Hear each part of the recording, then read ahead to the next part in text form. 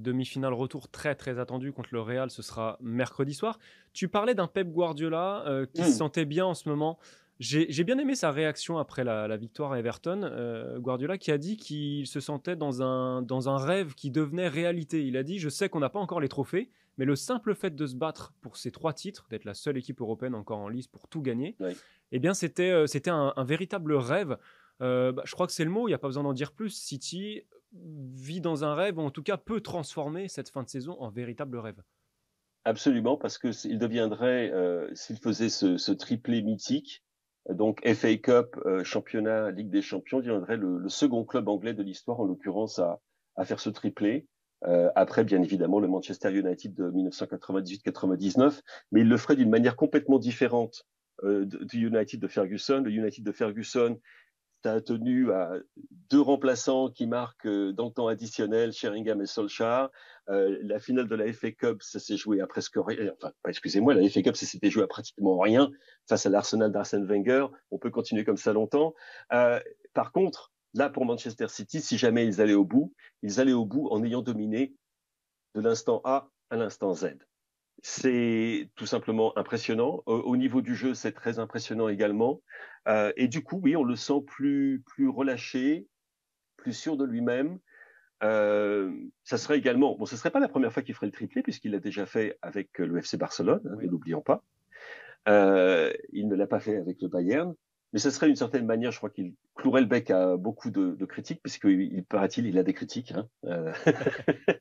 Hein. Et une façon de, oui, de couronner, je dirais, ce long, très très long passage à Manchester City. Et il se sent confiant, il se sent en confiance.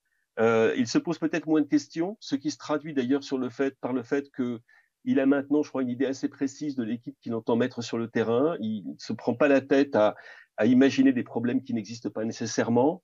Il est confiant dans la force de son équipe d'imposer son jeu, de trouver les solutions, ce qui n'était pas toujours le cas auparavant, où parfois il se compliquait la tâche. Là, ce n'est plus le cas. Et donc, il est plus détendu, c'est vrai. Alors, il n'est pas complètement détendu, hein, c'est Pep Guardiola. Attention, c'est toujours une boule de nerfs.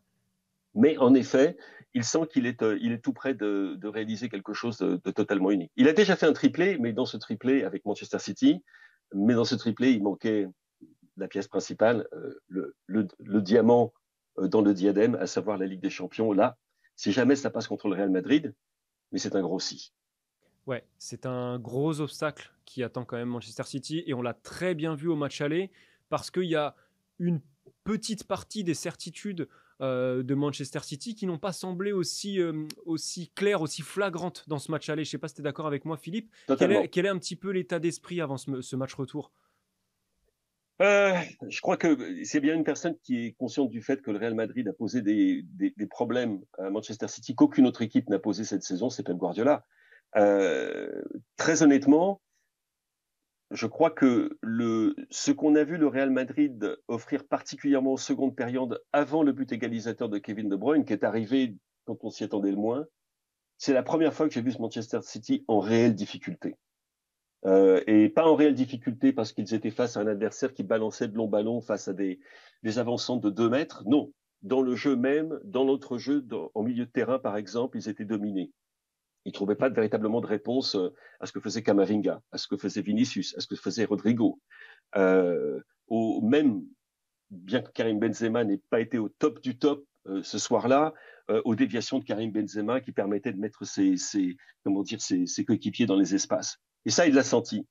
Il sait que ce Real Madrid est supérieur au Real Madrid qu'il avait éliminé la saison passée. Ouais. Donc à cause de tout cela, il y a quand même une zone de doute, mais en même temps, enfin, c'est l'excitation absolue, c'est le test. Et la seule chose en fait qui puisse, peut-être le plus grand danger, ça serait si jamais il passe contre le Real Madrid, c'est ensuite être en roue libre face à quiconque sera sur leur chemin à la finale d'Istanbul. C'est à peu près la seule chose. Mais par contre, le Real, oui, ça va être le test, ça va être un nouveau test dont il n'y a pas eu véritablement d'équivalent avant cela cette saison. Donc, il vit un rêve éveillé.